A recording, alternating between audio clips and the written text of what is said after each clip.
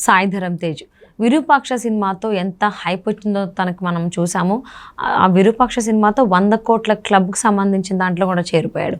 ఇప్పుడు మరి త్వరలోనే మనకి గాంజా శంకర్ సినిమాతో ముందుకు రాకపోతున్నాడు. కాకపోతే దీనికి సంబంధించిన టీజర్ రిలీజ్ అయిన 4 months తర్వాత ఇప్పుడు తెలంగాణ సర్కార్, రేవంత్ రెడ్డి సర్కార్ అయినటువంటి నార్కోటిక్ బ్యూరో ఏదైతే ఉందో, నార్కోటిక్ బ్యూరో ఈ చిత్ర బృందానికి సంబంధించి నోటీసులు జారీ చేసింది.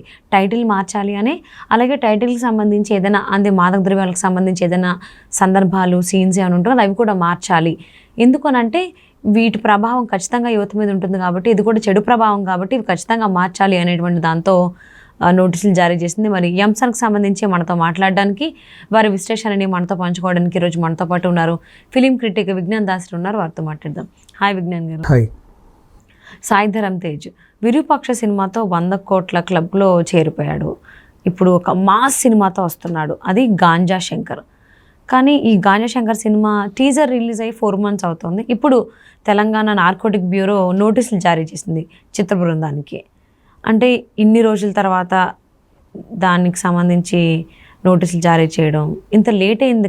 అంటే ఎవరన్నా వేరే వాళ్ళు కంప్లైంట్ ఇచ్చారా దీనికి సంబంధించి, లేకపోతే ఏం జరిగి ఉండొచ్చు? ఫస్ట్ ఈయన ఎందుకు హీరో అయ్యాడు సాయి ధరమ్ తేజ్ అనే విషయం మాట్లాడుకుంటే, ఒక పెద్ద కుటుంబం నుంచి వచ్చాడు, అంతే కదా? అవును, చిరంజీవి మేనల్లుడు కాబట్టి హీరో అయ్యాడు. బేసిక్గా నార్మల్గా ఎవరైనా సరే ఒక ఆడిషన్ తీసుకుంటే సాయి ధరమ్ తేజ్ మీద ఒక పెద్ద హీరో అని చెప్పేసి ఒక 100 కోట్లు 50 కోట్లు పెట్టే అవకాశం ఉందా? 100% లేదు. సో జస్ట్ ఒక నెపో కిడ్ లాగానే ఇండస్ట్రీకి వచ్చాడు. ఎందుకు మాట్లాడుతున్నాను అంటే, ఆయన నెపో కిడ్ అంటే మెగాస్టార్ చిరంజీవి గారు. రాజకీయాల్లోనూ, సమాజంలోనూ, ఇండస్ట్రీలోనూ ఒక పెద్ద మనిషి. 10 మంది ఎవరైనా సరే నేను చిరంజీవి గారిని చూసే ఇండస్ట్రీకి వచ్చానండి అని చెప్పేవాళ్ళు ఉన్నారు. ఆయన ఇన్స్పిరేషన్గా తీసుకొని చాలామంది ఉన్నారు. నెక్స్ట్, ప్రపంచంలో నాకు తెలిసి ఎక్కువ మంది అభిమానులు ఉన్నటువంటి ఒక స్టార్ ఉన్నాడు అంటే పవర్ స్టార్ పవన్ కళ్యాణ్. చాలా చాలా రేర్గా ఉంటారు, అంటే కొంతమంది ఉన్నప్పటికీ ఆ కొద్ది మందిలో ఈయన ఒకడు. అత్యధిక అభిమానులు ఉన్నటువంటి, అండ్ అంతమంది అభిమానిస్తున్నారు అంటే ఈయన అంతమందికి ఒక మంచి ఇన్ఫ్లుయెన్సర్గా ఉండాలి, మంచి చెప్పాలి. అఫ్కోర్స్ రాజకీయాల్లోనూ ఉన్నాడు, సినిమాల్లోనూ ఉన్నాడు, ఏదో 10 మందికి పద్ధతి పాడు చెప్పేలాగా ఉండాలి. ఇంకా రాజకీయాల్లో ఉన్నాడు, ఇప్పుడు ప్రజెంట్ సీఎం రేంజ్ క్యాండిడేటు అంటే ఇంకా బాధ్యతాయుతంగా ఉండాలి. అవునా? వీళ్ళ ఫ్యామిలీ నుంచి ఒక స్టార్ హీరో వస్తున్నాడు అంటే వాళ్ళు కూడా అలాగే ఉంటారు. ఇప్పుడు ఫర్ ఎగ్జాంపుల్ సాయి ధరమ్ తేజ్ వాళ్ళ బ్రదర్నే తీసుకుందాం. ఫస్ట్ సినిమా ఉప్పెన ఏదో చేశాడు, తర్వాత కొండపొలం చేశాడు, నెక్స్ట్ ఆదికేశవ, మధ్యలో ఇంకోటి, ఇట్లా కొన్ని సినిమాలు చేశాడు కదా. ఇప్పుడు కొండపొలం అనే సినిమా ఎంత మంచి సినిమా, దానికి ఆస్కార్ ఇచ్చినా తక్కువే. నీతి చెప్పే సినిమా అది. ఉప్పెన కూడా ఒక టైప్ ఆఫ్ సాహసం చేసినటువంటి సినిమా, అంత బాగున్నాయి. ఇంకా సాయి ధరమ్ తేజ్ విషయానికి వస్తే, ఆయన నటించిన సుప్రీం సినిమా అనిల్ రావిపూడిది కొంచెం కామెడీ రేంజ్లో బాగానే ఉంటుంది. Virupaksha cinema it's okay, not bad. అంటే ఐ మీన్ ఎంత మూఢనమ్మకాలను అది ప్రొజెక్ట్ చేస్తున్నప్పటికీ కథ విషయంలో మనం ఒక కొత్తదనాన్ని అయితే చూసాం, పర్వాలేదు. ఇంకా కొన్ని రకరకాల సినిమాలన్నీ చేశాడు. ఇప్పుడు అసలు విషయానికి వస్తే ఎందుకు ఇంత చెప్పాల్సి వచ్చింది అంటే, జనాలకి మీ నుంచి ఒక సినిమా వస్తుందంటే వాళ్ళు మిమ్మల్ని చూసి ఏదో నేర్చుకునేలా ఉండాలి, మిమ్మల్ని చూసి ఇన్స్పైర్ అయ్యేలా ఉండాలి. ఇప్పుడు ఒక నాన్న సంపద నంది మీద నాకు ఉన్న గౌరవం పోయింది. నాన్న చిన్న కూతురికి, కూతురికి మళ్ళీ కథ చెప్తున్నాడు. అదే రాజమౌళి కూడా చెప్పాడు, ఈగ కథ చెప్పాడు. అవునా? సూపర్ మ్యాన్, బ్యాట్మ్యాన్ కథ లేకుండా నీకు మన ఒక తెలుగు హీరో కథ చెప్తానని చెప్పేసి చెప్పాడు. అలాగే సుడిగాడు సినిమాలో కూడా అలాగే కథ చెప్పారు. సంథింగ్ అదొక పేరడి జోనర్. కథ చెప్తున్నారు పిల్లలకి కథ చెప్తున్నప్పుడు ఎంత బాధ్యతాయుతంగా ఉండాలి. ఈయన ఏం చెప్పాడంటే, చదువు సంధ్య లేకుండా తిరిగేవాడి కథ పిల్లకి చెప్తున్నాడు. అంటే రేపు ఈ పిల్ల కూడా చదువు సంధ్య లేకుండా తిరిగేలానే ఉండాలి అని తండ్రి కూతురికి చెప్పే కథ అది. నెక్స్ట్, ఆయన చేసే గుట్కాలు నములుతాడు, మందు తాగుతాడు, ఆడపిల్లకి చెప్తున్నాడు, పైగా గంజాయి కొడతాడు. ఆ పిల్ల చాలా క్యూట్గా అడిగింది, ఇంతకు అతని పేరేంటి నాన్న అని. గాంజాయి శంకర్ అని టైటిల్ వేశారు. ఏ దర్శకుడన్నా ఈ కోణంలో ఆలోచిస్తా? సరే, నువ్వు సినిమా తీసావు, ఇప్పుడు పోలీసులు ఎందుకు నోటీసులు ఇచ్చారు? సమాజం మీద దీని ప్రభావం ఉంటుంది అనే ఒక కోణంలో ఇచ్చారు. దాని గురించి మాట్లాడదాం. ఫస్ట్ మీరు తీసింది ఏంటి? స్టార్టింగ్ ఆ టీజర్లో ఒక తండ్రి కూతురికి చెప్తున్నాడు ఒక కథని. ఏ అద్భుతమైన వ్యక్తి గురించో, స్వామి వివేకానంద గురించో చెప్పట్లా, ఒక పెద్ద హీరో గురించో చెప్పట్లా, పోనీ మీ ఫ్యామిలీలో ఉన్నటువంటి ఒక మంచి నాయకుడు అయినటువంటి పవన్ కళ్యాణ్ గురించి చెప్పట్లా, పెద్ద హీరో అయిన చిరంజీవి గురించి చెప్పట్లా, ఇంకెవరి గురించి మాట్లాడట్లా. అల్లరి చిల్లరగా తిరిగే ఒక యువకుడి స్టోరీని ఇంత చిన్న పిల్లలకి, అంటే అప్పుడప్పుడే పెదబాల శిక్ష, పేదరాశి పెద్దమ్మ కథలు నేర్పించాల్సినటువంటి పిల్లకి, వేమన శతకాలు, సుమతి శతకాలు నేర్పించాల్సినటువంటి చిన్న పిల్లకి గంజాయి తాగేవాడి కథ చెప్తున్నాడు నాన్న. ఆ డైరెక్టర్ కోణం అదే అంత బాగా ఆలోచించాడు. మరి అంటే ఇంకా షూటింగ్ దశలోనే ఉంది కదా, ఎక్కడ చచ్చినా ఇప్పుడు ఆ టీజర్ గురించే మాట్లాడుకుందాం. ఓన్లీ టీజర్ గురించి తండ్రి కూతురికి చెప్పాల్సిన కథ అది, అద్భుతమైన కథ.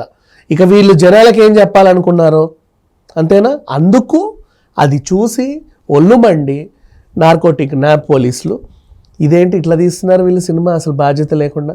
సరే ఇంతకుముందు అంటే గుడుంబ శంకర్ అన్నారు, it's okay, not bad.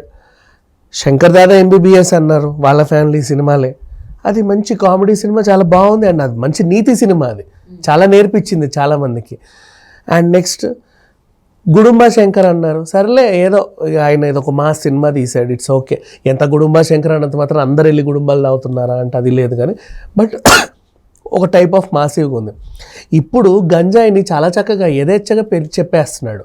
And recent issues మన స్కూల్స్ అటువైపు కొత్తూరు దగ్గర స్కూల్ ఇన్సిడెంట్ గుర్తుందా?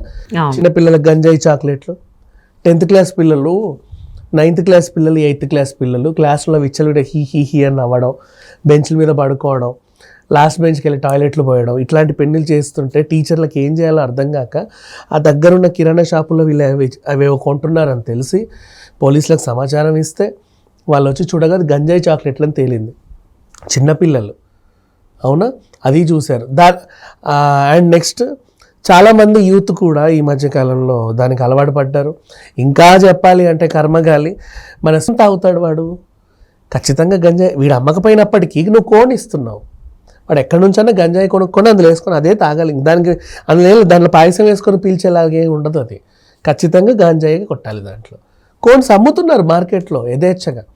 సో ఇట్లా ఉంది ప్రజెంట్. అంటే సాయిధరం తేజ్ విషయంలోనే కాకుండా ఇంతకుముందు వరుణ్ తేజ్ మూవీకి సంబంధించి కూడా ఇలానే జరిగింది. అప్పుడు కూడా టైటిల్ మార్చారు, గద్దలకొండ గణేష్ కింద రిలీజ్ అయిన వాల్మీకి అని టైటిల్ పెడితే వాల్మీకి వాళ్ళు వచ్చి, ఆ సంఘం వాళ్ళు వచ్చి, మీరు ఇట్లా మాసివ్ క్యారెక్టర్ పెట్టేసి మా వాళ్ళని అవమానిస్తున్నారండి, మా మనోభావాలు దెబ్బతిన్నాయి, అందుకు మీరు ఇంకేమన్నా పెట్టుకోండి అంటే గద్దలకొండ గణేష్ అంటే గజ గజ గజ వనకాల్సిందేనని చెప్పాడు.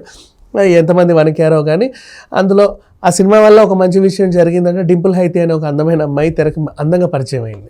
అంతకుముందు అడప సినిమాలు చేసినా కూడా మంచి క్యారెక్టర్ పరిచయం అయింది. సరే ఆ గొడవ వదిలేద్దాం. ఇంకా ఈ సినిమా గురించి వస్తే ఒక పెద్ద ఫ్యామిలీ నుంచి వచ్చేవాళ్ళు జనాలకి ఏం చెప్పాలి? ఇప్పుడు అక్కినేని ఫ్యామిలీ నుంచి వస్తున్న వాళ్ళు ఎప్పుడు ఇంత చండాలమైన టైటిల్ పెట్టుకోలే వాళ్ళు. గంజాయి శంకర్లు, గాంజా శంకర్, అది అసలు ఏం నేర్పిద్దామని.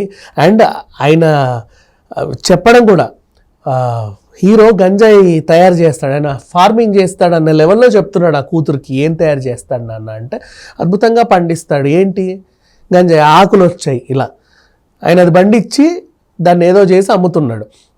చాలా కేసులు అయ్యాయి. మొన్న చూసాం మనం, అపార్ట్మెంట్ టెర్రస్ మీద పిల్లలు గంజాయి మొక్కలు వేసి అమ్ముతున్నారని. అండ్ ఇంకా ఇంట్లో కూడా అక్కడక్కడ పెంచుకుంటూ వాళ్ళు ఏదో చేస్తున్నారని చెప్పేసి అఫ్కోర్స్ పోలీసులు వెళ్ళి కూడా పట్టుకున్నారు. అవి న్యూస్ చూసినప్పుడు మనకేమనిపిస్తుంది, ఓహో ఇలా చేస్తే పోలీసులు వచ్చి పట్టుకుంటారు, 4 దంతారు, భయం ఉంటుంది. నువ్వు సినిమాలోనే యథేచ్ఛగా చూపించేస్తా ఉంటే ఇట్లా కూడా చేయొచ్చు అని కొత్త ఐడియాలు తెలియని వాళ్ళకి ఇస్తున్నావుగా. సో ఇలా స్మగ్లింగ్ చేయడం, లేకపోతే దీనికి సంబంధించి అంటే ఒకప్పుడు ఇవి విలన్స్ చేసేవాళ్ళు, ఇప్పుడు హీరోలో చేస్తున్నట్టుగా స్టోరీస్ వస్తున్నాయి ఈ మధ్య కాలంలో. సో అలా చెప్పుకుంటూ పోతే చాలా పెద్ద పెద్ద హీరోలే ఇలాంటి సినిమాలు చేస్తూ ఉన్నారు.